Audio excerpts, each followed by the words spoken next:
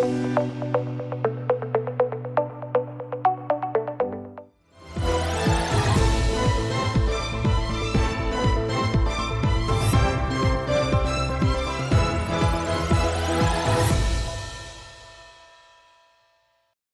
to yet another episode of our much loved series, Surfaces Reporters Architect of the Week, featuring an architect or interior designer of substance.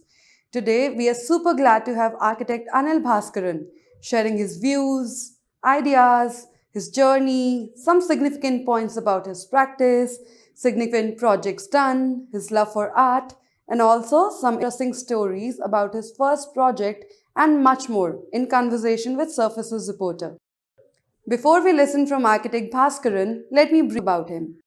Architect Anil Bhaskaran is a practicing architect and urban planner through his firm Idea Center Architects Private Limited, based out of Bangalore.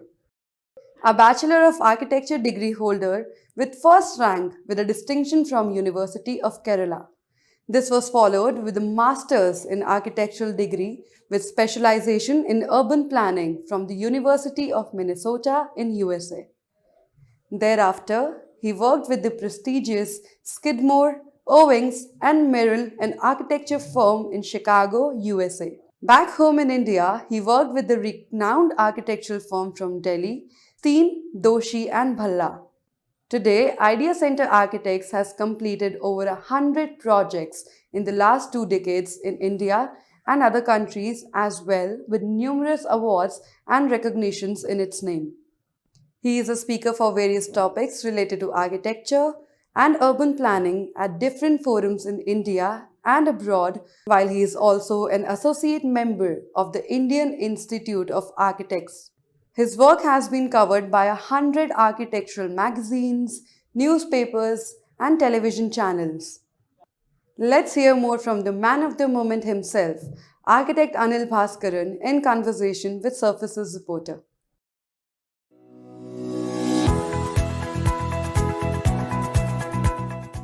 Art has been my passion from my childhood. Ever since I was a kid, I've been drawing and painting. When I was in 9th grade, my father, who was a civil engineer, decided to construct a house for our family. He went on to prepare the plans for the building, and since there were no computers those days, he didn't know how to go about preparing the 3-dimensional view of the house. And since I love drawing, I volunteered to draw the 3-dimensional view of the house. I prepared that. My father had a look at the 3-dimensional view which I had drawn and suggested that I should consider becoming an architect. From then on, it was architecture and nothing else for me. So I worked hard and secured an admission at the Department of Architecture at the College of Engineering, Trivandrum, which was under the University of Kerala. I completed the bachelor degree with the first rank and distinction from the university. Then I went on to work with Stein, Doshi and Bhalla, a New Delhi-based architectural firm. I worked there for a year or so. By that time, I had secured admission at the School of Architecture at the University of Minnesota in the USA. I completed the master's degree program from the University of Minnesota and went on to work with Skidmore, Owings and Merrill, a Chicago-based architectural firm. I worked there for a year or so, after which I returned to India to set up my practice as an architect and urban planner in Bangalore. So I founded a company called Idea Center. The company has been in existence for the last 20 plus years. We have completed about 100 projects in architecture and urban planning so far in India and abroad. The journey has been pretty challenging. It had its ups and downs. It was tough. It also had its rewards, I should say. So this is a summation of my journey so far.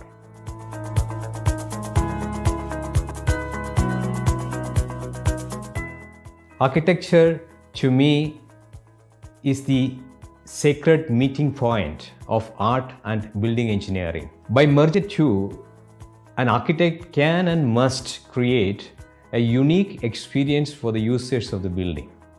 Architecture is not about just fulfilling a function. I believe its higher purpose is to create a sublime experience and move people.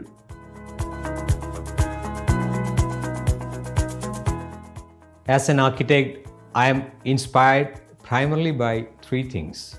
First is nature, the second one is human experience, the third one is history, more specifically, history of architecture. So these three things not only inspire me, but I also learn from them.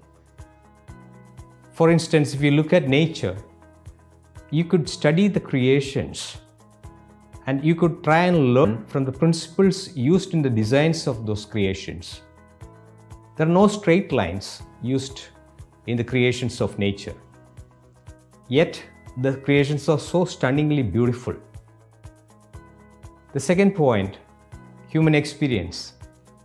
If you look at the designs ever created on this planet, they have been always driven by the human experience. An architect should try and study how the human experience impacts the buildings and vice versa, and try and use those principles in his designs. The third point, history. History of architecture, historical buildings can offer a lot of invaluable lessons to an architect if he or she is able to pick up those principles used in the historical buildings and try and use them in the present day context. That will be of immense value. So these three things inspire me and I also learn from them a lot.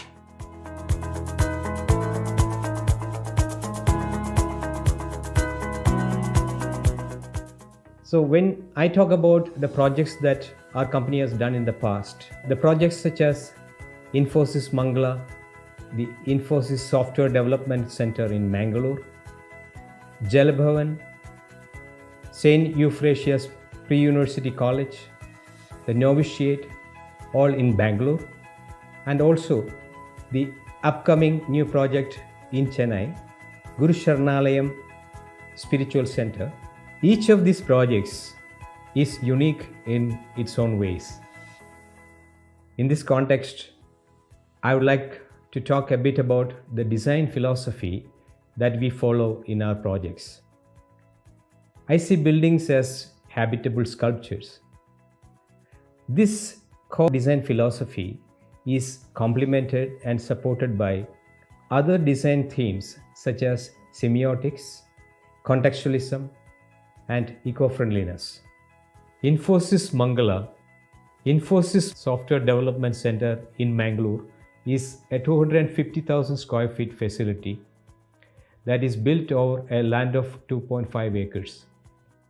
The building took approximately 20 months to build. The facility is built for the use of around 1,100 software professionals.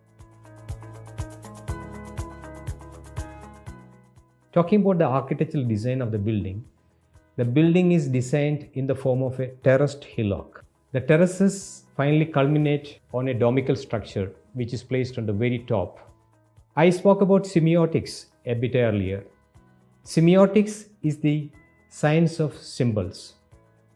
The fact that the building is symbolizing a terraced hill helps it to merge with the surroundings that are full of other terraced hills better. Jal Bhavan is an 8-storied arch building that houses the corporate office of the Karnataka Urban Water Supply and Drainage Board. The total built-up area of the building is around 60,000 square feet.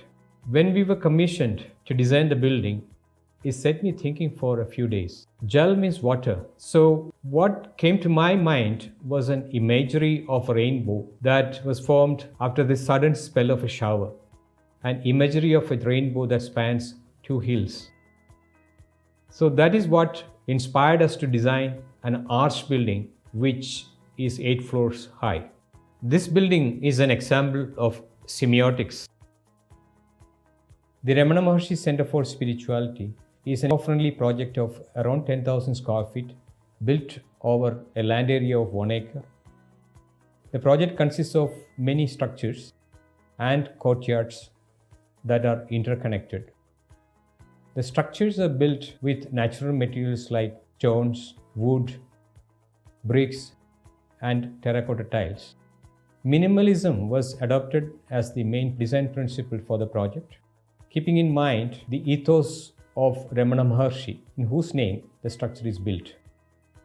I spoke about how I see buildings as habitable sculptures.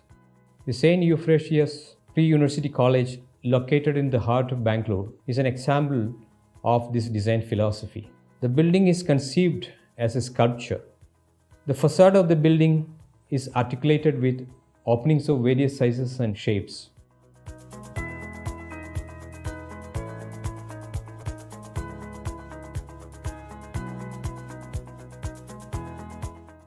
Certain walls are colored using bright colors. The whole building encircles a central plaza. The novitiate is a 24,000 square feet residential cum training facility built for a community of sisters. It's an eco-friendly project that is spread over a land area of 1 acre. The building consists of 3 different blocks. The center block, which is the main block, is flanked on one side by the kitchen cum dining block and the other side by a chapel. All the 3 blocks are interconnected using passages. The kitchen cum dining block is connected with the main block using an arch bridge that spans over a stream that comes alive during monsoon. A lot of importance has been given in integrating natural elements like rain, wind, and light into the project. Guru Sharanalayam is a new project that is coming up near Chennai. It's a spiritual center of around 20,000 square feet of built-up area. The project is conceived as an assemblage of buildings and courtyards. The various building blocks open to sky spaces progress to the point of culmination, which is the shrine block.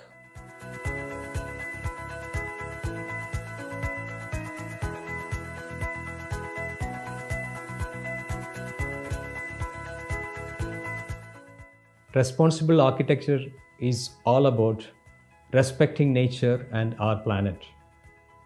As you know, overconsumption has been destroying our planet. The construction industry, of which I am a part, has been playing a major role in it. With responsible architecture, we will be using the natural resources responsibly and judiciously.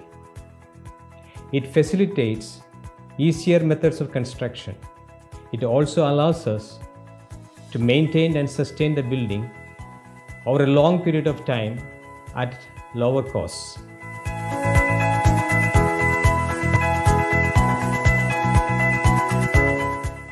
India is a country that is blessed with plenty of sun and natural light. Unlike the cold Western countries where natural light is a scarce commodity. Therefore, we should try and use the natural light in the best possible manner. If you look at the historical buildings, you will see that they have used natural light in many brilliant ways. Appropriately channeled natural light can help us avoid excess use of artificial lights. If you present it with the right conditions, the natural light will magically turn into an artist and craft some brilliant work of art.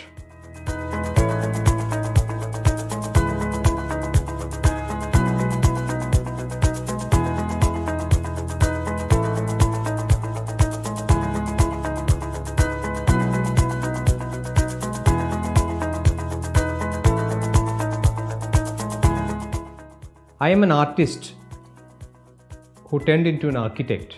I've been always fascinated with abstract art. I tend to bring the abstraction of art into the designs of the buildings that I do, in both macro and micro levels. I believe art and science coexist in the universe. If you analyze the various creations that you see around, like a flower, like a tree, an animal, or a human body, you will always see that there's plenty of art in each of those forms. Therefore, I feel architecture cannot be an exception. which in any case is a mix of art and engineering.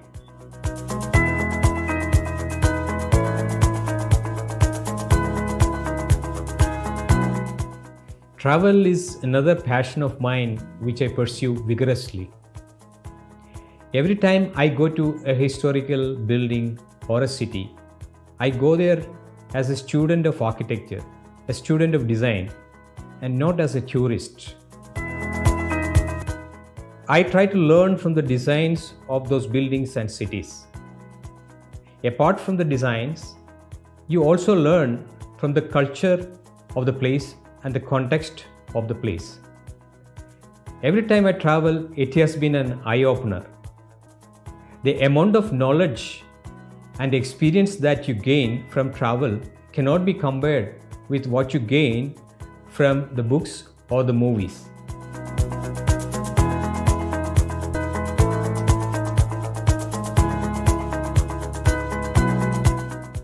As a youngster, I was fortunate enough to work with two of the top architectural firms in the world. First, it was with Stein, Doshi and Bhalla in New Delhi. Later on, it was with Skidmore, Owings and Merrill in Chicago. The key learnings from these two experiences were: number one, architecture essentially is a trial and error process. You keep trying until you succeed. The second point is about developing and fine-tuning your design thinking process. Third point is about developing conceptual tools such as scale and proportion in designing. The final point is about dedication and giving it your 100% every time you do something.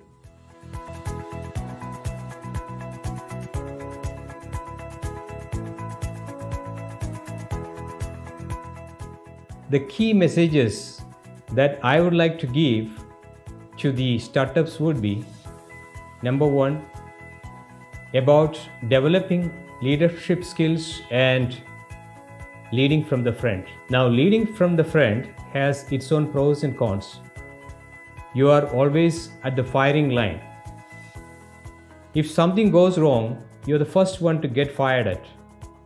If everything goes right, you will be the first one to take credit. Second point is about getting up and start running again when you fall.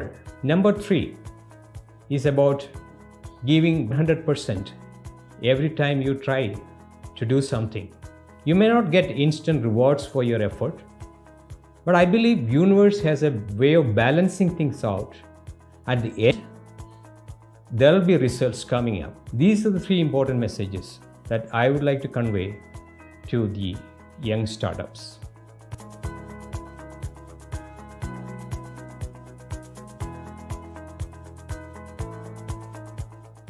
I must admit here that I have no grandiose dreams for my future. Instead, I have a few simple wishes. Going forward, I would like to do better and more meaningful work. Secondly, I hope to impart the knowledge I have gained, whatever knowledge I have gained, to the younger generation in whichever possible way. Third, I also hope to help the poorest of the society in whichever way possible. I have started some effort in that direction. I would like to continue that effort even more vigorously.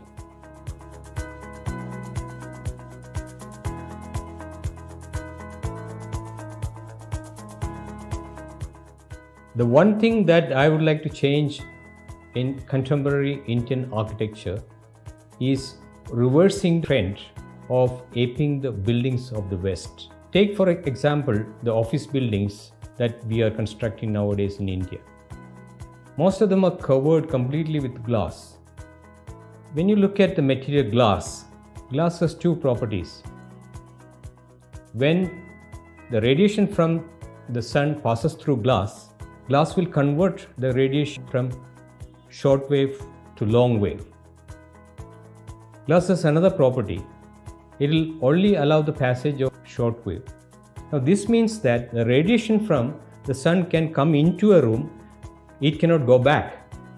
This will result in the heat buildup within the room, and this produces what's called a greenhouse effect inside the building. Now this is very good for the Western countries because in the buildings there, they require heat of the sun to heat up the rooms. A country like India, this could be counterproductive. Because of the heat buildup, we are forced to do air conditioning of the building. Sometimes the building is completely centrally air conditioned. And in a country where there is already a scarcity of power, this is going to cause extra burden on the demand of the power supply. There was a time, if you remember, when we used to invite natural elements like rain, wind, and sun right into the heart of our buildings in the form of a courtyard. This is the single most important thing I would like to change in contemporary Indian architecture.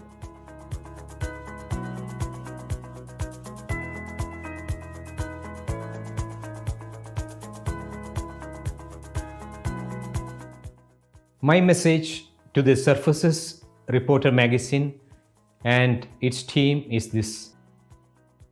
You have been doing an excellent job so far. Keep up the good work that you've been doing.